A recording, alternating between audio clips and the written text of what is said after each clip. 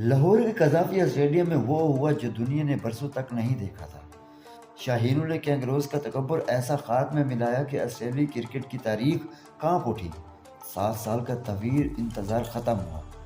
پاکستان نے آسٹریلیا کو clean sweep کر کے دنیا کو بتا دیا کہ ٹی 20 کا اصل سلطان کون ہے۔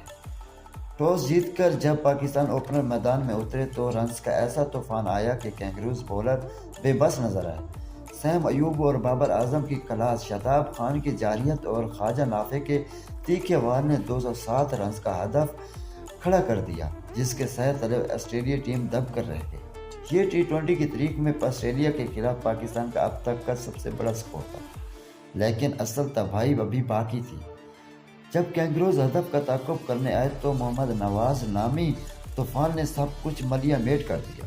صرف 18 رنز دے کر 5 اہم کھلاڑی کو آؤٹ کرنے میں کامیاب ہوئے، اور محمد نواز نے ثابت کر دیا کہ پاکستان اسپن کے سامنے بڑے بڑے برج الٹ جاتے ہیں۔